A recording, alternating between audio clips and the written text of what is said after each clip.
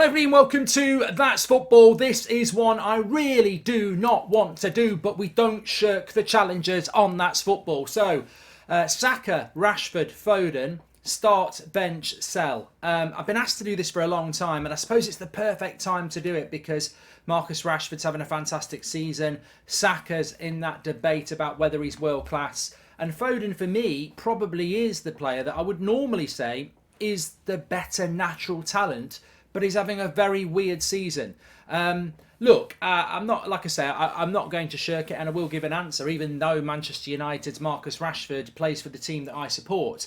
I think the starting point here is to acknowledge each player for what they are and say that realistically, you could start all three in the same team. I personally think Foden as a 10, Rashford off the left, Saka off the right, wouldn't be a bad side if you had a centre forward such as an Erling Haaland or an Osimhen or a Lewandowski who could benefit from having that behind them, because Marcus Rashford off the left, it's his best position. He's a little bit selfish, we've seen that, but he's scoring goals. Saka can score goals, but he's ridiculously creative, and so is Foden. So actually, this whole...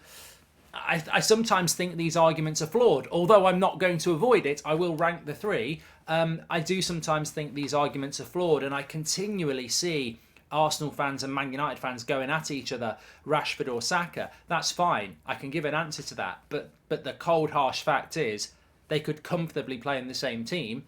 Hence, this is why we've got a bit of a prat in charge of England, because he's reluctant to do something that would be very, very obvious. I think if Manchester United signed Saka, he'd go on the right wing and Rashford would go on the left wing. If Arsenal bought Rashford, Saka would stay on the right wing and Rashford would fight it out for the left wing.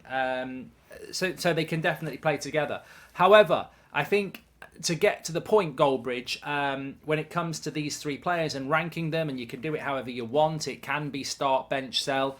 I think at this moment in time, I would have to sell Phil Foden, first of all, because there's not many Man City fans and the backlash will be smaller than it would be Arsenal and Man United. No, that's a joke. But I would. I think Phil Foden's had a very disappointing, you could almost say, season, really. I don't really understand what's going on with him. Reluctantly, as a Manchester United fan, I don't like bigging up Man City fans, but as a technical player, forget what you think about his haircuts. That's by the by. As a technical player, he really is something very, very special, and something that, you know, we should really... I've got to be honest, I think we should be getting more out of him. I mean, I'm just doing a Google check here on his age because it's one thing I don't know. 22, he's going to be 23 in May, so still ridiculously young, but I don't feel that we're getting enough out of Phil Foden. He should be one of the first names on the team sheet for England and Manchester City, and that's not the case. There's a level of inconsistency to him that doesn't make sense. And look, I don't like watching Man City that much, so I probably don't have the full detail, but maybe it's injury, maybe it's system, maybe it doesn't suit the way that Man City play this year. But look, good players find a way, and I think Phil Foden, we saw the goal that he scored, was it against Wolves a few weeks ago? Very good goal, but that should be happening every week. He is in that level of player. I mean, you look at Rashford and Saka, they are doing it every week, and Foden isn't. So for me, he would have to be the player to sell, even though I would argue he's probably the more natural talent out of Saka and Rashford. Certainly Rashford, I think Foden's a more natural footballing talent. I think Rashford works hard on what he's got, but Foden is not realising that talent. So for me, as I say, I'm not dismissing him as a bad player. I don't think he's getting the best out of what he's got on a consistent level. So he would be the one I would have to sell. In relation to Saka versus Rashford, I just want to say there's not a parallel, but there are similarities between Rashford and Saka. Both players, with Jadon Sancho, missed a penalty in that Euros final. You look at where Sancho's career is, he's not even in the conversation. So Rashford and Saka, from that point, and it is a low point, and we saw all, and we read, and the reaction to that. I mean, I actually think the reaction to that from a racist point of view was disgusting, and it overshadowed England losing a Euros final. It didn't become about England losing that final, it became about all the racist remarks that those players had to face. Not only were they young players, I mean, what was Saka at that age? 19? Marcus Rashford would have been in his early 20s. So that was a low point in two very young careers. And to speak about Saka, first of all, he had a very good season straight after that. Rashford didn't. Rashford last season was that horrible season for Manchester United, lowest ever Premier League total in our history. Arsenal fought for fourth with a team that really probably wasn't ready to fight for fourth. And Saka showed maturity and ability beyond his years from a low point in that Euros final. He was brilliant for Arsenal last season. And obviously he's kicked on this year to another level. I think the consistency, mentality and focus of Saka is of somebody who's way beyond his years. He reminds me of somebody who's like 28, 29 playing in their prime, week in, week out. They know the game. They've played the game and they know what they need to do each week to be at that level. I remember Mourinho saying this, the difference between a top class player and a player that occasionally plays well is that ability and mentality to consistently play well every week. It's almost like the golden ticket because not everyone can do it. You know, I describe these players as the Ashley Youngs and the Harvey Barnes of this world. That on their day, they're amazing, but they do it once a month. Saka's doing it every week, and he has done it every week pretty much for 2 years. He's an amazing talent, and he's still got more to go. Marcus Rashford, look, he had a difficult season last year. Numerous reasons for that: coaching, injury, maybe a mentality issue. But since the summer and Eric Ten Hag's come in and the work that Marcus Rashford's come in, you know, maybe it's the change of the celebration, I don't know, but he's become a mentality king whereby, and I thought it was a great moment in the last round of the Europa League where we're away in Spain and against Betis, and he misses a one-on-one sitter, and it's like, that's going to impact on players.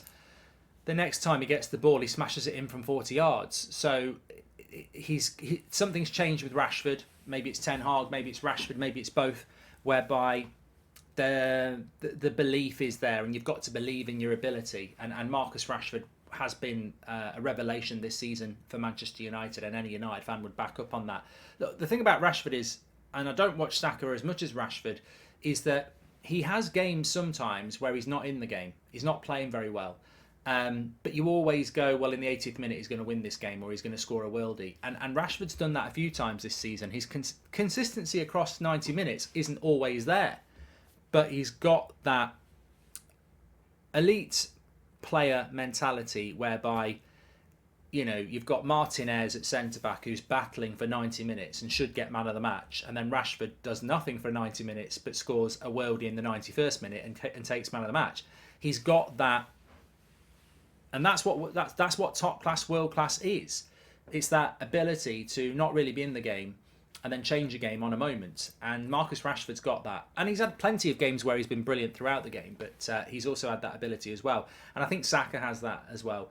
So I'm sort of skirting around the issue here, but I just want to say that although I'm a Manchester United fan, I've got a massive amount of respect for Saka and what he's done. And I think that he's probably one of the most important players in that Arsenal side, and as I say, I think there was really that. I remember David Beckham doing it in 1998. He got sent off in the World Cup, and it felt like apart from United fans, everyone was against him. I mean, they had a bloody dummy hanging from a bridge in London, of a Beckham.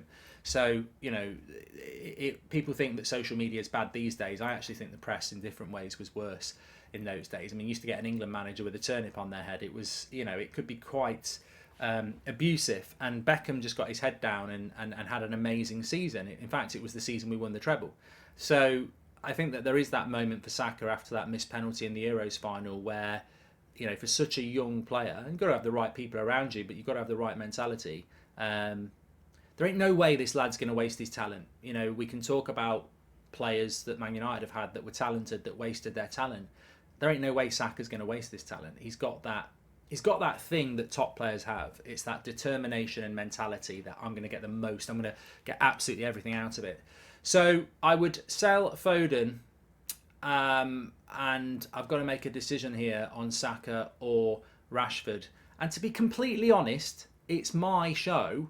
I would start both. I wouldn't bench either. I think if I have to bench one of them, I will do it, but I would start both. I don't see them as mutually exclusive. I think that they can play in the same team, as I've said. But if I absolutely have to start one, and it depends who... Look, ultimately, if I'm benching Rashford, there better be a bloody good left winger. And if I'm benching Saka, there better be a bloody good right winger, because I would put them both in the same team. But if I absolutely have to do it and take my red tinted glasses off, I think I have to put Saka in the team. And it hurts me to do that, because Rashford's a fantastic player, he's one of my favourite players at Manchester United. But I just think that Saka is a more complete player at the moment. He offers more creativity as well as goals, whereas Rashford, we all know as United fans, he's been brilliant this year, but he doesn't offer the creativity we'd like. And also, Saka has been doing it for longer. He's been doing it for 2 years, whereas Rashford, it's this year where he's really hit down, and he's younger. So it's hard to do, but I think honesty, yeah, I'd have to go with that. Thanks everyone for watching. Smash a like on the video. Make sure you subscribe. I'll speak to you on the next one.